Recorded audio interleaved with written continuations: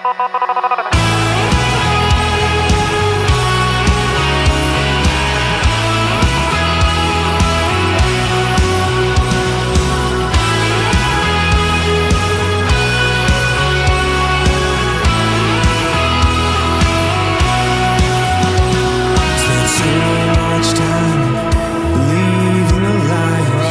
to UCAN Studios. I am your host, Isaac Walsh, and I'm here with Daniel. Say good morning. Good morning, everybody. Before we get to him, if this is your first time here and you know someone who's struggling, please go to UCANMichigan.com. And if they have struggles with drug rehabilitation or housing or mental health, click on there, click on struggling. You can find help instantly, put in your information. Someone will call you back within 24 hours. If you know someone that's struggling with food, clothes, baby formula, any kinds of stuff like that, please go to spiritualwarfareunit.com. Click on struggling. We have over 20 different nonprofits that we are working with, and that can help people. So be a part of the team. Help us, help others, help you. All right, Daniel, how are we doing this morning? Good, man. How you been? Man, if I was doing any better, I'd be you. Okay. So you are a comedian. I'm been just getting into it. Yes. And we're going to get jokes later. That's the end of the story. All right. But at the beginning of the story, you work with a whole bunch of nonprofits, and but the one that you and I met with was Strength in Numbers with Renee, right? Yes. All right. So real quick, how did you get hooked up with her before we get in your story? Okay. Well, Strength in Numbers. It's not a nonprofit. That specifically is a just group of volunteers. But Renee kind of having a meeting with maybe 12 different people that she knew works with veterans in the communities. Yep. And said, hey, let's all band together here, see what we can do. She put a name on Strength in Numbers, and she's got donors and volunteers, and we've been able to help a whole lot of veterans over the last couple of years. And, dude, she's a fire pister, and I love her. Yes, and my favorite thing about you being here is she went to it, so now I get to promote that she's awesome, right? Yeah. She gets a lot of things done, man, for veterans. Oh, she's a get-it-done person, and I love that's my favorite thing. I'm the same way, and people either love or hate that about you, and I freaking love that about her. All right, so, Daniel, where did you grow up originally? I grew up right here in Flint, Michigan, man. Flint, Michigan. Where at? What part? I grew up on a little bit everywhere. I said I went to high school over on the east side. I lived over there. Went to Flint Central High School. Flint Central. Yep. Okay. Graduated from there. Graduated from there. Did you do any sports or anything? I played soccer in high school. Soccer? Yeah. Really? Yeah. So did I. Yeah. And I was in the junior ROTC group, so I did that too. Okay. Now, did you go right into the military out of high school? I did. Yep. All right. What year did you graduate? I graduated 05. 05. Same Man, year I went in. So young. Right. Wow. So you graduated in 2005. All right. So that means like your high school years was 99 or 2005. Yeah. All right. So what was that like? Were you like a nerd? Were you a popular kid? Man, I was a quiet kid. Not a whole lot. I mean, I had my few friends, and things like that. But yeah, didn't make a whole lot of noise. I think I flew under the radar pretty well, Yeah, so at the party you were there, but no one knew that you were there. Right. All right, so you did ROTC. I mean, it took me a little while to graduate. Don't get me wrong. I was skipped my fair share and things. But, did you? Yeah. Well, so anything like pertinent happened when your parents married, divorced? Like they were separated at a young age and stuff. So. Yeah, do you remember how old? No, I don't. Yeah, mine got separated at 7, so understanding that process. And did you stay with your mom or dad? I lived with my mom and 2 brothers. Okay, where'd you sit amongst the brothers? I was the oldest brother. You were the oldest. Yep. So you had to carry the weight all the time. Yeah, a little bit, I guess. I understand that. All right. So you graduate. Do you remember what your GPA was? Man, no. And good enough to graduate? Yeah. After 5 years, it's good enough to graduate. Right. And good enough to go in ROTC. All right. What branch did you go into? I went into the Marine Corps. The Marine Corps. Okay. And what was your MOS? I was 0311 infantry. So. Infantry. Yeah. Oh. So. In the Seabees, we like to call those bullet sponges. Yeah. But whatever. Moving forward. Hung out with a bunch of Marines. Uh-huh. All right. So where'd you go to basic? I went to basic in San Diego, Marine Corps Recruit Depot. Okay. And so you went in 05? Yep, 05. What, July? I went in August. August okay. of 05, yeah. Ooh, so the end of that sucked. Yeah, it was a one down there, yeah. All right. For a Michigan boy, Yeah, right. Gets a little chilly. Yeah. All right, so you graduate boot camp. So that'd have been what, December or January? When I graduated boot camp. Yeah. Let's see, I went in there in August, September, October, November. Three months. Yeah, November. Okay. So you do your girls' school, you get done, you get out, then what happens? Of course, they let you come home for a couple weeks and enjoy that. Yeah. On my return, I'm thinking, hey, I'm going to go back to infantry school. Mm-hmm. Like I said, I graduated in November, so you got the Marine Corps birthday, November 10th. You got Veterans Day, November 11th. You got Thanksgiving, Christmas. You got all the holidays coming up. Yeah. So who better than the newest privates to stay on base through the holidays and serve everybody and stand guard. Yeah. And so we got put into a guard platoon. So we're just kind of protecting the base through the holidays. So before I even got to go to my school, I kind of got stuck for pretty much like 2 months just guarding the Any good base. stories in boot camp having to deal with DIs or anything?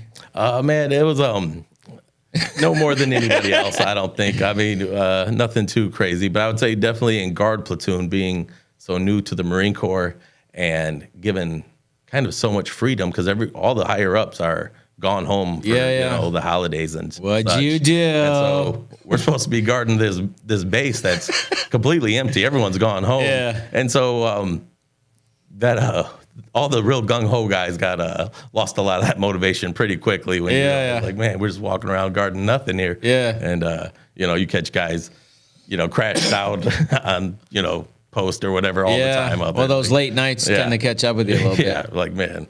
So that's pretty funny. Any good pranks? Oh, man. Nothing off the top of your head? Not so much a prank, but I remember like I said, we're there at holidays, so we're there for Christmas. And, we're out of boot camp, so we can't really be, like, messed with too much no more exactly. But we had this corporal come in, and he's just terrorizing the place. He's dumping sandbags everywhere, all of our barracks, tearing the sheets off the beds, throwing everything everywhere like he's one of those guys stuff, and we're a little bit over it. Like, all right, man, whatever. Like, this ain't boot camp no more and stuff. And they got a USMC on the wall. And I remember one of the guys going like, "You suckers miss Christmas," and put that on there, got in trouble for that kind of stuff. But looking back now, it was memories being made. We were kind of just embracing what was to come, kind of embracing the suck at that time. Embracing the suck. And, God, you got to love that sense. Yeah, and preparing us for what was to come. Yeah. All right, so what happened next then?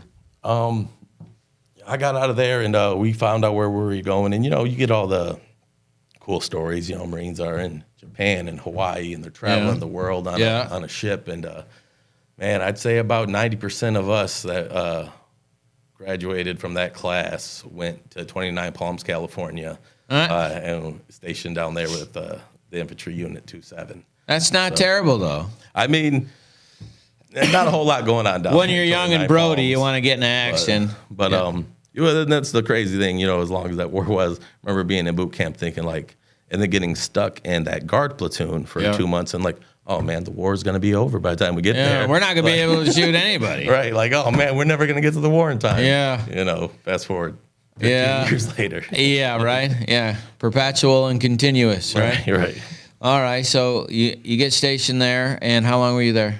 29 Palms. I was in the Marine Corps 4 years, and I was stationed 29 Palms with 2-7 my entire time. And it was we were at one of the biggest training bases there is in the military, so it's constant. It's training. Yeah, it's a city, bro. Yeah, it's a city built for training, kind of, really. Yeah. And, like, we go out there, drive into the desert, and we train all the time, desert warfare. It's cold out there, isn't it? It can get cold out there at night, for sure. You think it's the desert, but at nighttime, that wind gets, you get cold. Allegedly. Right, and so, a lot of training, deployment. It was kind of, how my experience, went in the military. But anything memorable happened during that time?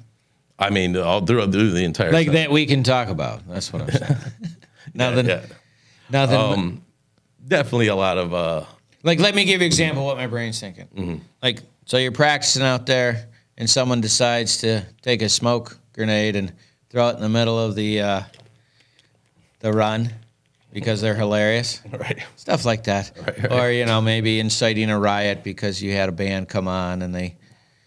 Those kind of things. Right, those memories that just ring bells of some kind or whatever. Nothing like that? You seem like you're pretty struck together. I mean, man, I personally was not usually one of the, anarchists of the barracks, but we had a lot of crazy guys doing a lot of crazy things constantly, to where, the entire units getting in trouble. These guys are from, taking the new guys up to Sugar Cookie Hill, throwing all the gear on them and having them run up and down, all those things, Yeah. And, drink competitions. Sugar Cookie Hill. Yeah. It's nothing I ever want to visit again, I'll tell you. Yeah, all right. So. All right, so you do 4 years, so this puts you at 09. Mm-hmm. All right, so if I remember right, the economy was just tanking right then. Yep. Right? So you get out and you decide, okay, I'm done? Well, yeah, it was 08, or I got it out 09. 08, I was in Afghanistan. 07, I was in Iraq. So I had 2 years in a row of that, pretty much just constant deployment. Mm-hmm.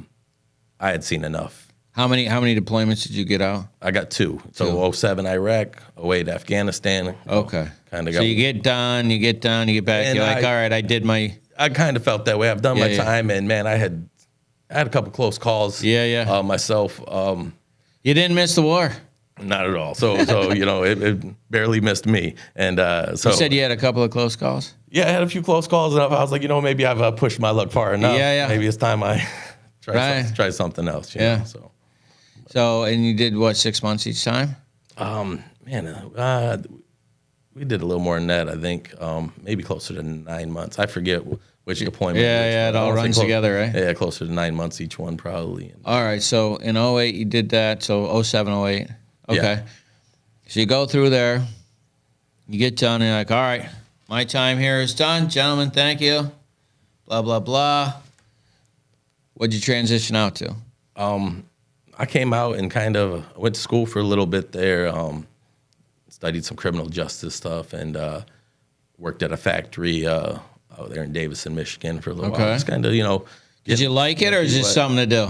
Just something to do, first job that kind of came to... Like, why criminal justice? Because it's match the military experience, or what? It kind of things, people, it seems like the easy route, criminal justice, go become a cop. Yeah, because I was already a Marine, so yada. It seems like an easy route. Yep, so, gotcha. And just kind of went there. I didn't even mean to go sign up for college. I was going with... You didn't mean to? No, really. So it's an accident. I swear I didn't want to get smarter. I went in, my brother's signing up, and his wife signing up, and I go with them, and like... Time we leave that building that day, I'm signed up with them and stuff. I'm like, I don't know if that's what I want to do, but I guess right. So. But here I am. Yeah, they heard I had a GI Bill. They're like, have a seat. Oh yeah, they wanted your 65. Right? Yeah, so. Yeah. We're gonna help you. Right. So you went to college. You took a couple classes. Yep. Went to there and started working, doing volunteer work with different organizations. Now, what was the first group you started working with? You remember? Man, it's tough to say. I was doing work with IAVA. IAVA, what's that? Which was Iraq, Afghanistan Veterans of America. This okay. is years ago. I was doing some work in D.C., kind of on the political side. So why did you lean towards doing work in the nonprofit world? It just kind of found me, man. I didn't really. It's just like I was volunteering anytime, there's kind of an opportunity. Team Red, White, and Blue. I was volunteering with just all these little organizations that started here about way back when. Okay. And I don't know. That's just kind of how I've always been wired, I guess. All right, sit tight. Before we go anymore, we already got to go to our first break. Daniel, thanks for coming in. You guys sit tight. If this is your first time, please like, share, and subscribe. Help us get the word out. Sit tight. We'll be right back. Taking a quick break from our podcast, I wanted to let you know about our life application program that we have for churches and nonprofits in the area that are trying to find programming that they can use in case the corona shuts you down and you're not able to get in. You go to spiritualwarfareunit.com. You click on our episodes, and you can check out our programs for as little as $29.99 a month to make sure that we're still getting the word out to those people that need it. Now, back to the program. Sir. All right, welcome back to the show. I am your host, Isaac, and I'm here with Daniel Vela. Vela? It sounds like a vanilla wafer. Yeah. Yeah, now I'm hungry. Right. Like my fat's getting excited. Like your name makes me hungry. All right, so you just right. All right. Anyways, moving on. Snorkel, and so you had just got out the military. You accidentally fell into college, and signed up, and then you just started doing nonprofit work. Now, here's the thing: like you do your bid, you got out. A lot of guys shun away from it. Why did you go towards helping those guys? Did something happen while you're down there where it helped you? Or you're like, man, I wish someone would have? Like, man, I think it was just somewhat the way I was wired to do things. I've always been someone to, like, I don't know, volunteer and do things like that. But probably also dealing with my own things and looking out like, okay, maybe I can get involved with this group somehow and see what I can get from that. Yeah. But in turn, it all, comes back full circle. You're getting something out of it, but you're trying to help others. Yeah. And, so how was your, like, rotation back, like the PTSD and the stress and the being over vigilant and all that stuff? Like, you were struggling with that stuff? Man, I came home and I think I had some struggles, for sure, coming home, just adapting to, well, really everything, to finding a Right. work, to, like, at the time I was married, to, like, how to deal with that, and going to having children, all of that coming at you pretty quick while you're still trying to. Like, when did that happen?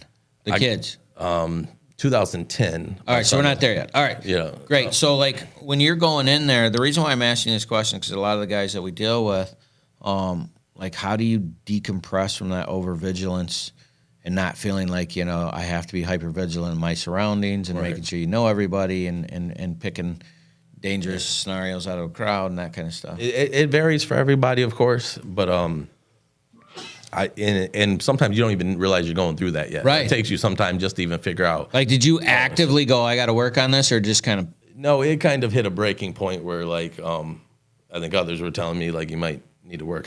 Yeah. And finding the help I did through the VA, through other organizations I was working with back at that time. All right, cool. And stuff. But yeah, and it helped me to help others, maybe, kind of. No, dude, dude, I'm telling you right now, if you're feeling bad about yourself, go help somebody. Right. You know what I'm saying? That just makes you feel better. I don't know why. It just works. Right. Help me, help you. Right? All right, so it's 08, 09. You're working at the plant, and you're starting to volunteer, which is cool. And then what happens? Let's see here. I'm working there. Girlfriend, wife? Well, I was married back at the time, when I was married in the military, married when I got out of the military. So you skipped that part. But where'd you meet? oh, man, the liquor store. I love it. Yeah, so, like California? No, here in Michigan. Man. Okay.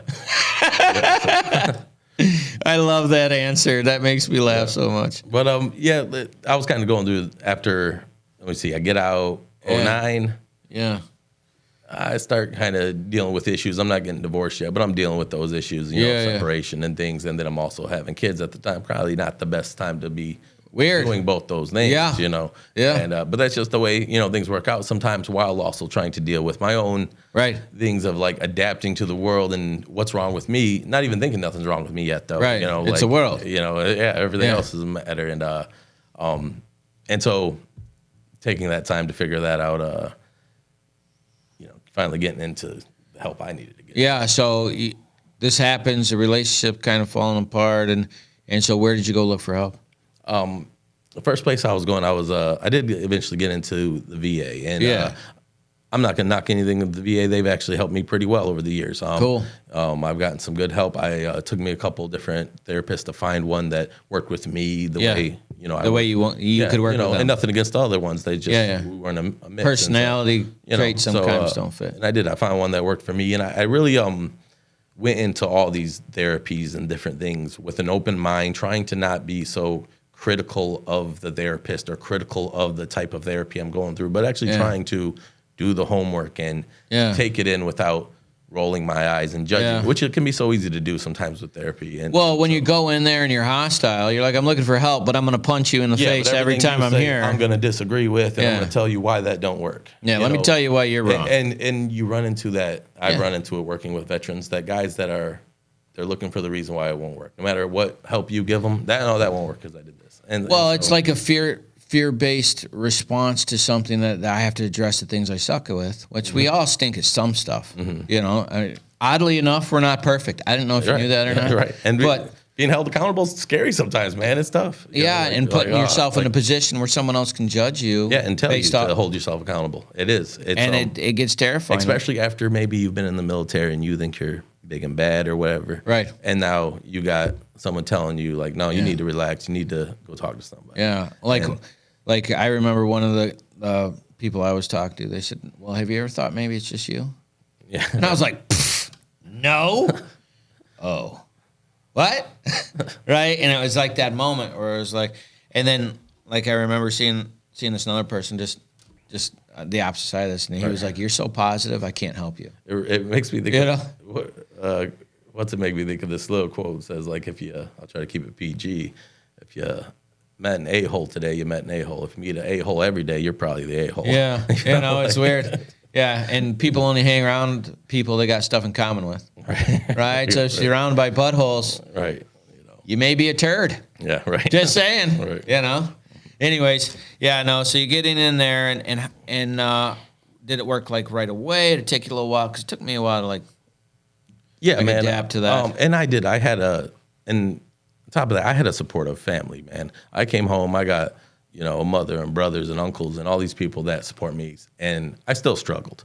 I can't imagine coming back and not having a support system and trying to do it while, I'm struggling over here with people that love me and are there for me, so it shows how tough it can be. Yeah. So this is like 2010 to when? How long's that process? Let me see here. I got out 2009, so 10.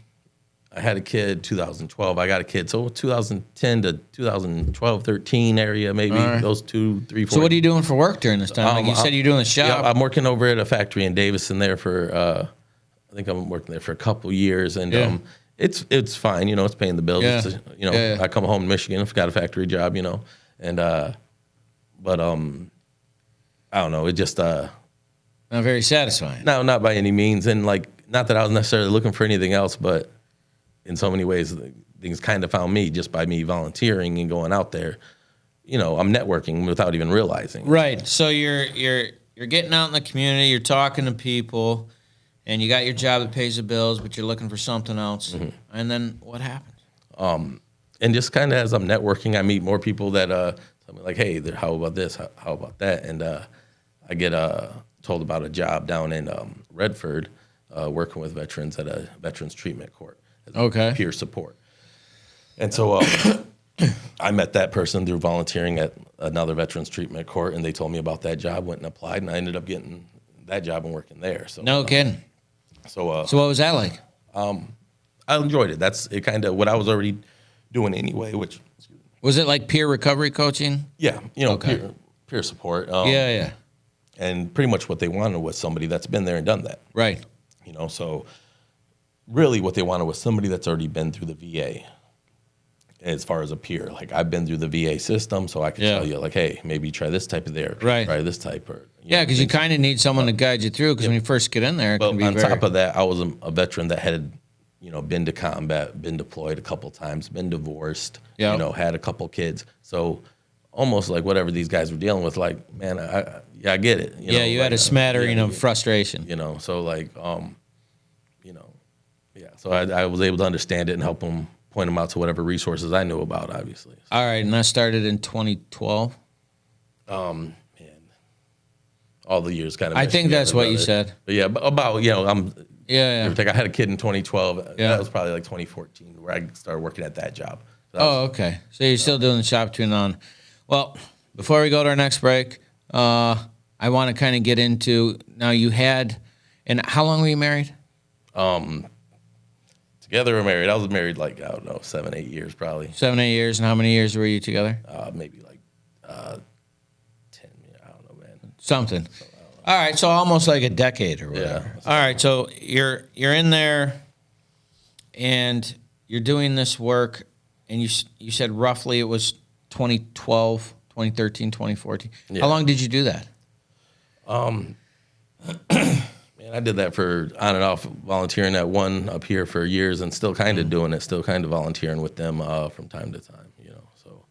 All right, so you really liked it. Being able to reach out with the guys and having that camaraderie, was that helpful for you as well as them? Yeah, I guess so in some ways, but not so much, man. The camaraderie is what it is for me, kind of. I'm a loner anyway, but I can tell being there because we used to host, hikes and runs here in town every week. Okay. So, like, we'd get guys together, we all go on a hike, a bunch of veterans and their family members. I mean, for a minute there, we were doing them like every other week, and had, 10, 15 people and their family members coming out on a hike with us. What happened, COVID? COVID was one of the big things that kind of knocked that down. Right. That was a group I was working with years ago, Team Red, White, and Blue. And I was the chapter captain here in Flint with that for a little bit. Okay. And, we're doing trivia night with veterans and stuff. We're, having little, holiday parties, whatever. We're just doing little things to get people off the couch. Yeah. In the community, doing something, trying to, interact again. And, well, it's real easy just to not get involved. Yeah, and sometimes, man, it's as easy as that. Sometimes the answer isn't so complicated. Right. Just get out, get active, get interacting with people, have some laughs, have some fun. Right. Sometimes, of course, sometimes it's much more severe than that, but sometimes that's all it takes. Hey, get out of that rut. Well, it's funny. You got to talk people into having fun. Yeah, you do. That's the weird part. Right. Military was like that, mandatory fun sometimes. Right. Yeah, like hydrate. Right, yeah. Right? But it's like, and everybody gets there. Like, if this is something that you're working on and have difficulty with, you're not alone by this by a long shot. There's a lot of people that struggle with depression and frustration and social anxiety and being around a lot of people and the sounds and the movements and the lights. It can be a massive issue. So it's more of a people thing. Right. And I think the fact that you do this for veterans, I love that. And I love that the fact that you decided to help them, and being a veteran puts you in this position to help them, because that's just the way your mind works, you said. Yeah, I think that's just kind of from being a little crossing guard as a kid. I think that's just how I've been, man. You're just a service-oriented person. I think so. Yeah. All right, so you're doing this. You had a child, ended up with a divorce. You're doing this. And what happens? Because you said you did it the whole time, so I think this is an and then what else? Yeah. I can kind of go down the timeline. It all meshes together, so forgive me on the dates a little bit here, but it all meshes together. But so yeah, I'm raising a couple young kids now. I'm on my own. I'm kind of separated and divorced, and I don't care, man. Iraq, Afghanistan, none of it was scarier than when I'm just standing. There were two toddlers in diapers, and you're their survival. I'm like, oh my God, this ain't legal, right? Like, I love it, man. And that was a struggle for me, man. Like, and it was also like, and that's what I mean. Like, God bless that I have my mother and people like that. I had a support system when, like, Mom, these kids are crying their heads off. I don't know what to do. Mom will come over and help a little bit, Yeah. And I can't imagine having to do all these things. And there are so many. That's why, like you said, so many people struggle. It's not just people that have come back from the military. There's it's just people. Single moms and such struggling all the time. There's people are always struggling. That's why it's important for us to help each other, man. Right. All right. We got to go to our next break. Sit tight, like, share, and subscribe. We'll be right back.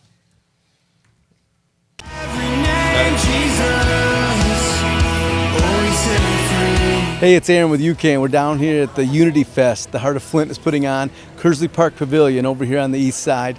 Doing a lot of great things out here with a lot of great people. There's all types of vendors, people giving away food and water and clothing, just a lot of resources for the community. UCAN's out here, and we're talking to a lot of people already whose loved ones have been afflicted by the disease of addiction. So we're able to get our information out, hopefully be able to provide resources to those folks in the future. There's freedom in your name, Jesus. There's freedom in your name. You break every All right, here we are at Unity Fest 2, and I'm here with the promoter, Jeremy. How are we doing today, buddy? Good, man. How are you doing? Doing great. We're here at the UCAN tent, handing out for United Community Addiction Network, getting everybody here helped out. It looks like a full house. How many people do you think are here? Oh, a few hundred. We just opened, so I think it's going to get better, though, today. All right, and how many people you got playing today? We have 3 artists. We got Shantae Music, and we have Nick Hill, who's out of Saginaw, and then End of I. I don't know who they are, but...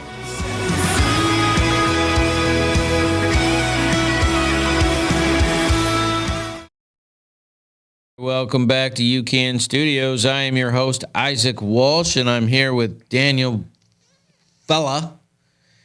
God, it still sounds like a cookie. And so we were just getting into your story, and we're kind of getting the meat of it now.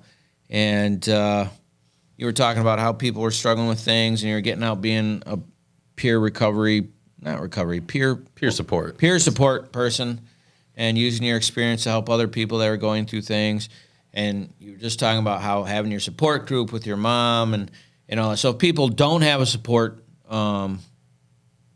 support like you had, is there somewhere they can go that you recommend? Man, yeah, I definitely like reach out to a lot of different places. Like, and I'll hit on like the veterans specifically, but all these American Legions and VFWs that are struggling, man. Sometimes they've got the reputation of, oh, it's kind of a bar, but there's so much more than that. A lot of them are doing good work still and volunteering. They got honor guards that guys can join. And if you're looking for that camaraderie, it's there. Yeah. It's waiting for you. You're never not allowed to come back to that, Yeah, yeah. So whether it be that or, Team Red, White, and Blue is a good one where, they're constantly got hikes and, fun things going on, trivia nights. And this is all in Genesee County? Yeah. Okay. We got a lot of it going on, Genesee County and all over Michigan, honestly. So. Very cool. All right, so you're doing that. You're dealing with the kids, trying to dad it up, and Yep. And learn that new role. Yeah. Yeah. All right. And what happened? What happened next? Oh man, I guess and that's kind of a big period of like learning how to raise the kids and stuff, which now has been so much fun. It is. I have a great time. My kids are now they're 13 and 12, so Okay. But yeah, Very not opinionated, I'm sure. yeah, and Yeah. And it's a great time. 2 boys I got, and me and them. I'm still just a big kid at heart myself, so like kind of gotta check myself and remember that. Oh yeah, I'm the adult here. I gotta make sure we. Yeah, you're not the reason everybody's getting in trouble. Yeah, I can't have too much fun, I guess. That's very cool. Well, yeah, and just playing that role for the last few years, man, while also working. All right, so you're doing the dad thing, you're doing the nonprofit thing, and you said you started with that. What was the next step?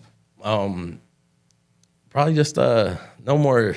I don't know if it was the next step, man, but I continued working with so many organizations. So like Strength in Numbers there. I met. Now, how did you meet her? Her is Renee. Yeah, Renee. I met her. I want to say I first seen it on Facebook, seeing that they were working, doing things for veterans. People were making donations. They're getting food out to veterans. Right.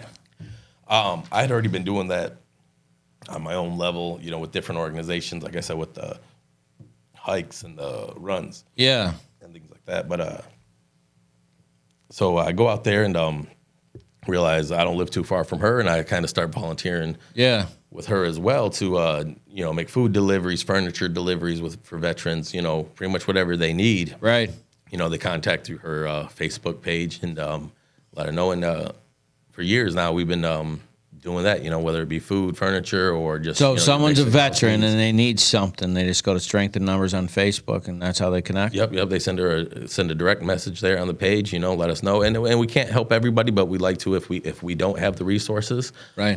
We might know someone that does. Right. And so.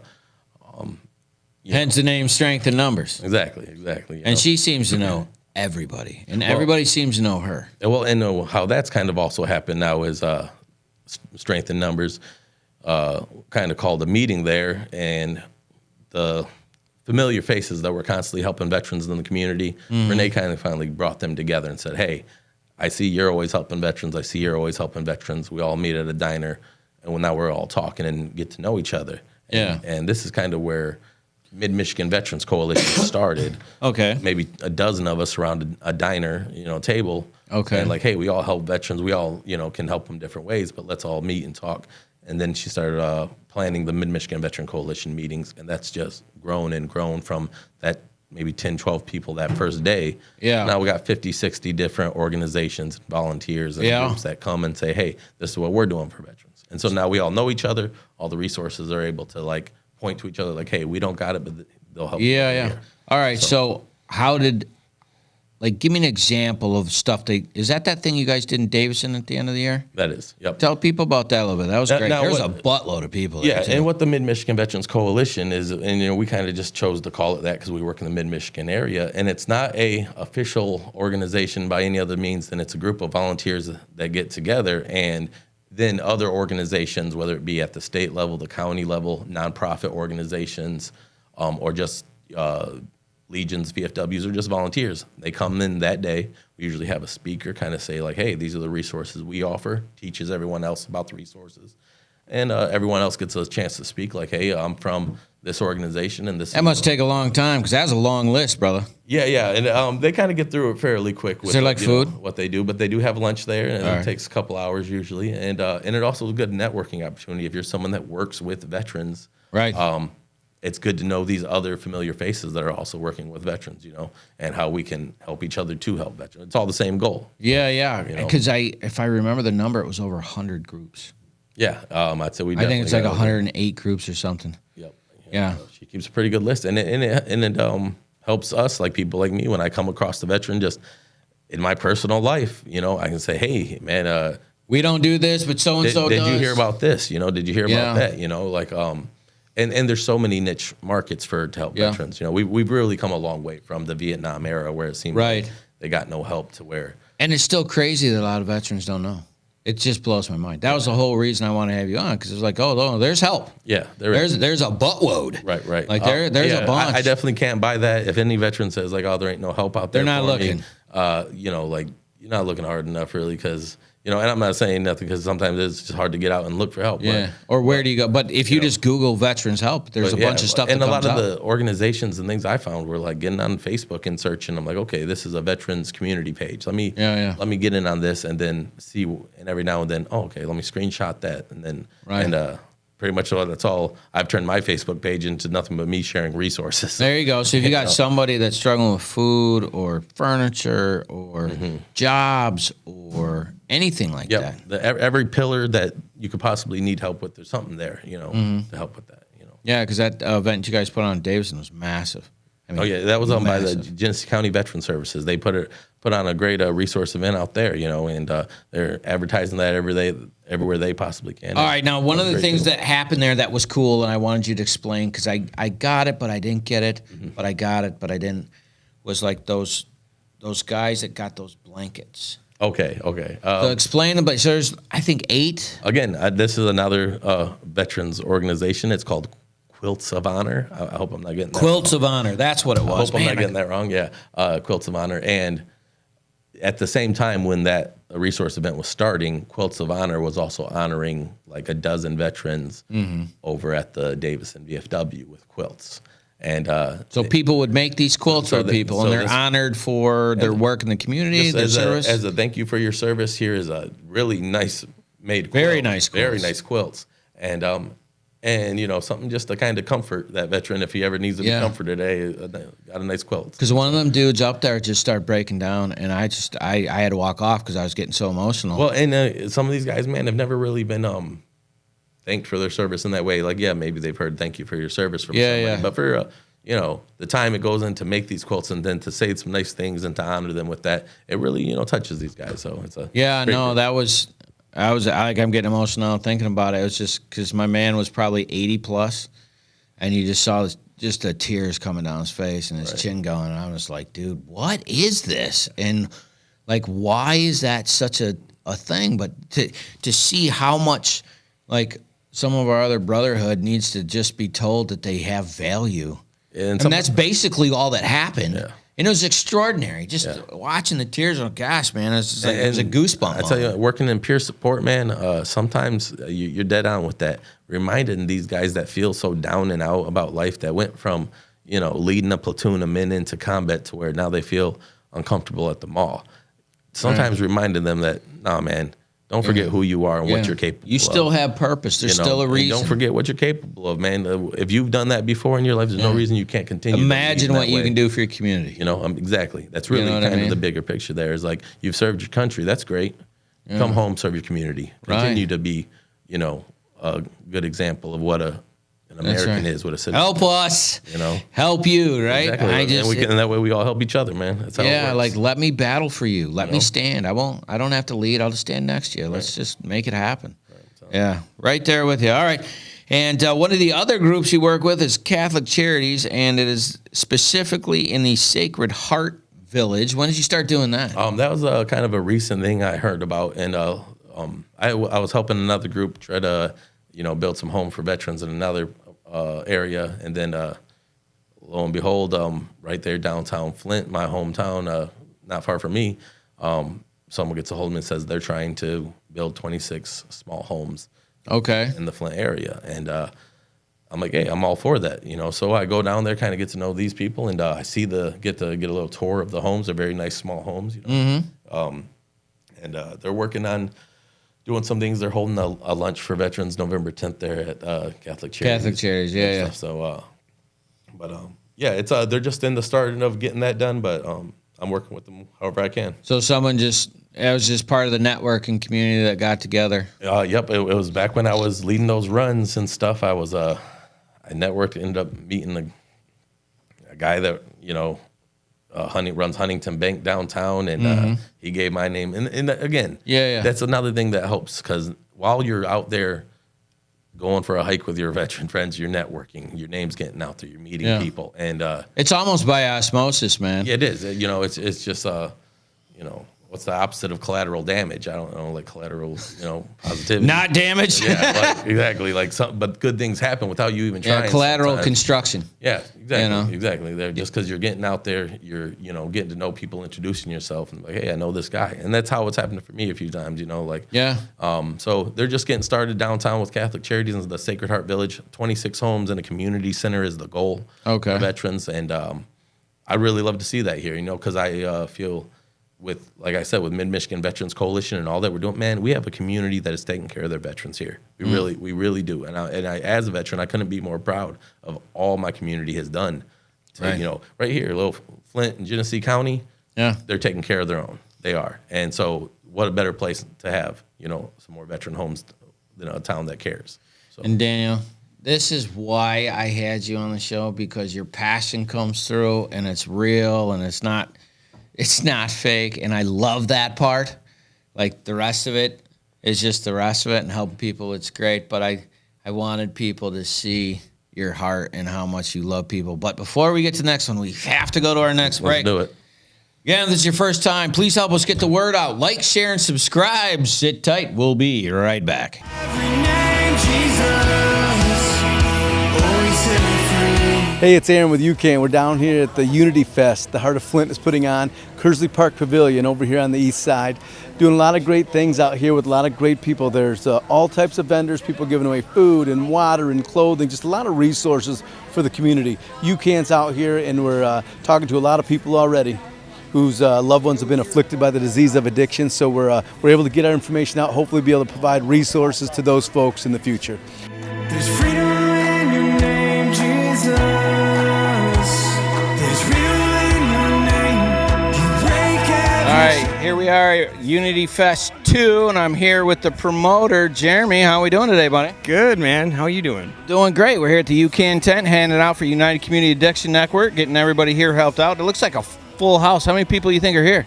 A few hundred. We just opened, so I think it's going to get better, though, today. All right, and how many people you got playing today? We have 3 artists. We got Shantae Music, and we have Nick Hill, who's out of Saginaw, and then End of I. I don't know who they are, but...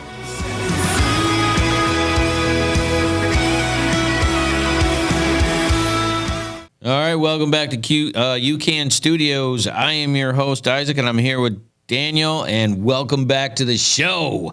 And you're just giving your heart out on the stuff that you're doing with the veterans. And what I love about you is you're just genuine. The first time we met, you were actually very honest, and the stuff that you're doing, you're just like, this is what it is. And when I asked you to come on, you're like, yeah, absolutely. So you were just talking about the Sacred Heart and getting the people out, and you said there's something you want to say for the show on the break. Do you remember what that was? Man, no. It's all right, because that gives me a chance to let you talk about the Genesee County Veterans Memorial in Flint. Okay. Give some people some information about that. Well, Genesee County Veterans Memorial, man, I've talked to people that are from Flint all their lives and never knew it was even there. Right. But it's just a little slice of pie downtown at the end of North Saginaw Street where the forks off.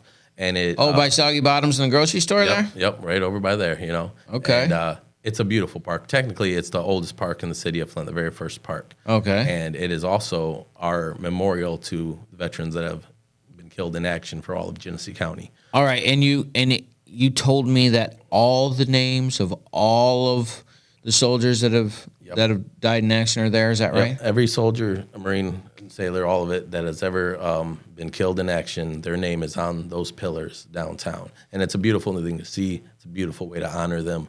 And it's been an honor to me being on the board over the last couple of years. Yeah. And getting donors and sponsors and people to invest in it. And we fixed all the cement. We've probably gotten over $100,000 invested into it. And it looks how it should, and to honor them properly. Nice.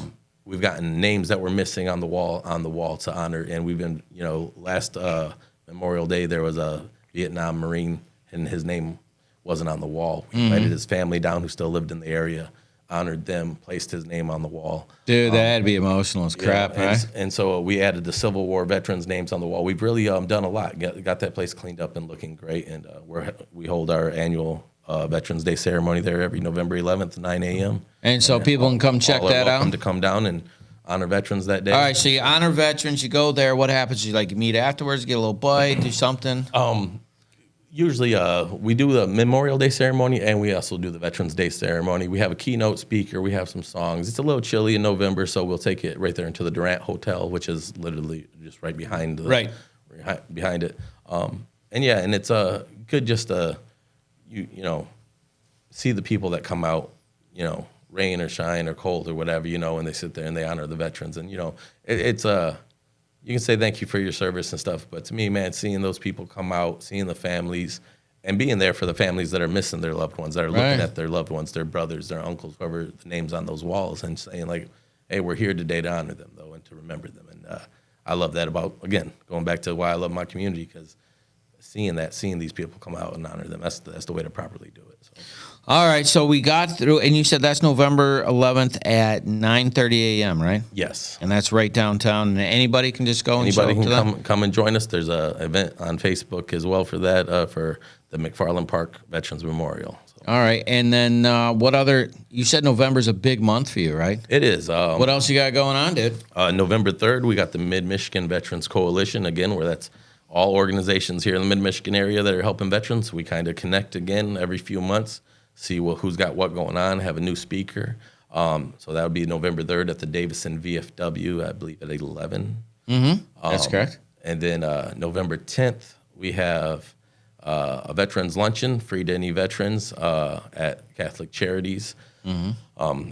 Veterans come get lunch. Now, do you got to have your card or it's on your license or whatever? Nope. You just RSVP, at Catholic Charities, either on their website or their Facebook page. So I should do that. Then. Yep. Just and to November come check 10th, out. come have lunch. I'll be there kind of hosting it, actually. Okay. They asked me to kind of host that a little bit. And so I'll be doing that November 10th with them. And then November 11th is Veterans Day. So that morning I will be at the Genesee County Veterans Memorial. We'll have a keynote speaker. Yeah. Have a little bit of So do you know any of the restaurants that are doing like the steaks and stuff for the veterans? Oh man, there used to be a list, right? There's a bunch of them. There's still quite a bit of them. Is there? I don't get to hit them too much, but there's a lot of them. Yeah. Well, it's great because you get to leave a waitress like a $40 tip or something because you don't have to pay for the steak, which is nice. Right. There you go. Yeah. That's actually my favorite part. That's the way you should do it. That's the way that you day watch should the be done. waitress's face just light up, and you're like, "Thank you really for your should. service." I like that you say that. Let's remind all the veterans it's Veterans Day. Yeah, well, I mean, unless you're 70, you know what I'm saying? Right. Then maybe the dollar and the quarter guys or whatever. All right, yeah, your service But no, is good enough. like if you get that, you gotta pay that for it. Right. know? You drop the 20 ain't too hard that day. Come on. Yeah, I mean, and everybody gets a dub, right? I mean, come on. Right. Plus, it's good times, and you get to see out there. You end up walking in. I don't know. What was the place that had the peanuts all over the floor? Is that Logan's? It was one of them, right? Yeah. I remember I was in there, and this cat come in there, and he looked at me, and he just gives me the nod. I'm like, oh, where are you from? We got to yakking it up, right? To the point my wife is like, will you shut up? And I'm like, well, see, sorry, the double babe. bonus for me is Veterans Day is also my birthday. What? So it's kind of like, I kind of also get the dessert for free that day, So nice. Wow. You're only paying for the potatoes. right. And so I kind of jokingly say, like, with all this volunteer stuff, I always work with veterans. I was like, I think I was born for this, Yeah, right. So. Literally born for this. That's super funny. Yeah. But yeah, our skilled trades program that we have for veterans, the Helmets of Hard Hats program, marketing that for people. I mean, another great program. I've yeah, well, getting the guy, because like you said, like one of the things I want to key back on is you had said at the beginning, and it's like when you came home, you were just like, whatever, I'm getting a little factory job and paying the bills and yada, yada, yada, but that purpose wasn't filled. And it's like, well, what if we got something to do that, but let's also get you hooked up to this, and if you're doing it through Veteran Services, then The likelihood of them giving back is super high because that's how they got the freaking job in the first place. Right, It all works itself out. All right. All of that happened and all that's wonderful and great and grand and thank you for your service and blah, blah, blah, blah, blah. All right. You decided that you were going to start doing comedy work. Yeah. Hold on. You got to let me intro this right. Go ahead. All right. So we sat down and talked and you're like, I was thinking about doing it when we talked. So you took the action to do it. You got to have like 2 minutes a bit, right? I got some, yeah. All right, hit us. Oh man, yeah. So I've been doing it for maybe a year now, but some of the jokes I did do an event at a Memorial Day Veterans fundraiser. Okay. I did a joke. Let me see. You got to keep it PG. There's no absolute PG. There's no curse words in there. That's right. But curseless. But I'm gonna say it split the crowd. All right. So I'll give you this. And it's Memorial Day. I can only do this joke on Memorial Day. Okay. No curse words. It's a knock-knock joke. And I asked the crowd on Memorial Day, I say, knock, knock. Who's there? Not your son. Oh, no. And that really split the crowd, man. So you're a dark humor comedy guy. A little bit. And so, like, I don't know what all I can or can't do, you know. So. Yeah. Just no cuss word. But, so I did that. And the lady. What do you lead into next? Well, what had happened was it split the crowd. The lady down front was telling me, you can't say that. You can't say that. And I kind of like that, you know, I do these jokes in front of veterans who are kind of stereotypically, notoriously not offended by much at all. Right. So when I find a joke that... So you got the, So when I can find a joke that offends a crowd of veterans, that kind of got me going a little bit. Like okay. And they split the crowd, and so some of them didn't like it. So I was like, oh, well, I guess you had to be there. Gotta go from there. Very good. So, and you roll out. Now, how much material do you have together? Like you can just do straightforward. I got about maybe 10 to 15 minutes if I'm stretching it. And it's not all memorized by any means. Yeah. You know, and it all changes depending on what show Sure. I'm doing. Again, there was a veterans free stand-up comedy class I took recently. Okay. Again, so many resources, niche markets of resources. You want to be a stand-up comedian?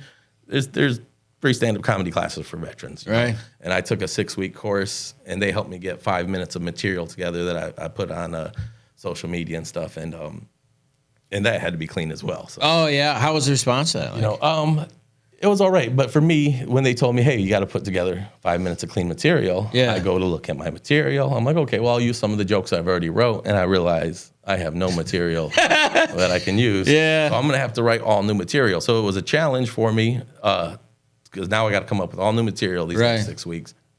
And I got to keep it clean. And it was a bit of a challenge, but I did get it. You got anything you're working on? Yeah, man, and that's what I like about comedy too is the process of it. What makes something funny? Take a bigger idea, break it down, and dumb it down to its stupidest form, and then present. You know, and make it funny. I got I'm trying not to think of anything I can do. Listen, and it's new, so I don't want you to come out, and it's PG. But the thing that I find cool about everything that you're talking about, and maybe just plug some of the other people that you work with here, is you went from Flint, military, downrange, home. You decided to help people. And even though you say, well, that's just the way I was built, maybe that's just, you made that decision early and that's a habit you kicked up early and you just always had. But that's not always the case, man, because you come home and when you get broke, sometimes you don't fix. Right. You know, and you've decided to help people. And then on top of it, my favorite part about it is the reason why I started the show with he's a comic because you wanted to be funny. Yeah. And out of all the outcomes of that story, funny isn't the one that fits. You know what I mean? Like passionate, caring, loving, kind, blah, blah, blah, blah. But funny. Yeah. That part I thought was good. I'd say definitely my time in the military, I was probably one of the guys usually trying to crack a joke or find some humor in a bad situation. Yeah. You know, and so I was kind of doing it back then without even testing out material on guys without them even just knowing the way your personality was. Yeah. So were you the type of guy that to relieve tension in an area would crack a joke or do something? Yeah, and there was a bunch of us, you know, of course. That was a constant. Sure. It's a competition, if I remember correctly. You know, but and there was a couple guys funnier than me for sure, man. We had some funny guys. So, but I love doing that. It kept it light, you know. I never took nothing too serious. You know, what's the point, right? It's already serious enough. Yeah, like, I don't need any more serious in my life. Yeah. Because, just for the record, if you defecate in someone's cover, they really get frustrated about that. Just, But it does look like a snow cone, I've been told, allegedly. Can't confirm or deny. All right, so just to go over what we're doing, and so I'm really glad you work with Renee. Is there any other standout people? You're like someone that's just doing super good work. You want to make sure he gets a shout out because we got a couple minutes left. Man, there's so many. No, I couldn't even name out just anyone specifically, like I said. But there are so many different resources, niche markets of resources. No matter what you're into, no matter what healing looks like to you, there's probably something out there for you. That's amazing. You just got to be willing to look and ask, and find out. So what's your favorite part about all of the stuff that you're doing? I mean, you're doing a bunch, dude. And at the end of the day, my favorite part of all of it is, don't get me wrong, like when it comes to helping people, it's just that a stress is relieved from somebody, man. It's as simple as that. Some stress that was on somebody ain't on them no more. And God bless for that, right? So at the end of the day, your whole purpose is to help other people who are struggling not struggle as much. Yeah, That's why I had you on the show, because that right there is what we're supposed to be doing, I think. Yeah. When you look at what people go through, whether they're veteran or non-veteran, but especially veterans, but not just veterans, but they're stressed, right? And life and the job and the relationship and the family and the kids and, the mental health and life in general and, constant craziness going on the news. And it's like you look at all that stuff and it's like, how am I supposed to deal with this? It can be overwhelming, but we can take care of your own community, do what you can, for others. All right, so then I have a couple questions I want to ask you since you're not going to give me anything. I got some questions. Okay. All right. Those little houses, are those the Elon Musk houses? I don't believe so, no. Oh, those little $10,000 ones with everything? The two they have now are, that would be nice if Elon wanted to donate some houses. But the ones they got now, one was made by the Genesee Intermediate School District. So the students made one of the houses. Shut up. So, again, just another way that the community is, pitching in to help. All right, hold on. So you said when you walk through, nice. Yeah, very Define nice. It's just a one room, and I wouldn't call it a tiny home because it's a small home. It's got a foundation. It's on the ground. Okay. It's not like a trailer. Yeah, nothing like that. So it's a nice small 1-bedroom home. They're opened up wide for anyone that may have disabilities and things like that. But one was built by the students there. One was built by the Amish community, and I want to say that they build them from around like $60,000 or something like that. But but they're nice little homes to give somebody so much that to just that sense of security and Well, second question is you said this was the Sacred Heart thing, right? Sacred Heart Village. So you said village. So I'm picturing a bunch of these in one area? They're hoping for 26 of them, I believe, and then a community center where we can hold, things like resource events, workouts. Like, how did you get the land? Like, how did that part work? That comes through Catholic Charities. I believe they bought some land from the land bank. All right, now what part of Flint is that in? Oh, man. They got two over there on, I want to say, Root Street near downtown Flint, but they want to put the community center in the 26 of them. Yeah. It's a little further north by the North End Soup Kitchen. I don't know what street that is. Yeah. Stewart. Over there by Stewart. Yeah. Kind of, across the street from that North End Soup Kitchen. Yeah, by that church. There's, I think, a fair amount of land that they plan to put there. And there's anybody that wants to get involved with them, can get a hold of them and through Catholic Charities. Catholic Charities. So do they just Google Catholic Charities and Sacred Heart, or they can look up Catholic Charities, their Facebook page or their website, and they can get a hold if they that's something someone's. All right, and then the other thing I want to make sure I mention is my buddy George. They're having a cruise, Veterans of Now. It's coming up. I think it's the 3rd. You can check it out on Veterans of Now. If you got a car, I know it's late in the season, but they're going to be escorted by the Sheriff's Department, State Police, and Flint Police from Flint to Frankenmuth, and go check out the little memorial that they have out there, which will be cool. I think they said they're going to have 40 or 50 cars. So it's going to be pretty awesome, pretty big thing. Awesome. Well, with that, dude, our time is up. Daniel, thank you so much for coming in, man. I love everything that you're doing. I can't wait to meet everybody else on the 3rd and be an assistance and help to these people. It's a great community, good people to hang out with. Thank you so much for coming in, Spiritual Warfare Unit. UCAN. We will see you next time. Do you have a nonprofit in your area that's doing a lot of work that people should know about? Feel free to contact Spiritual Warfare Unit at 810-715-9319, and we would love to have them on to see what good they're doing in the community and find out their story. Thank you so much. Spent so much time believing the lies. I knew I wasn't meant to live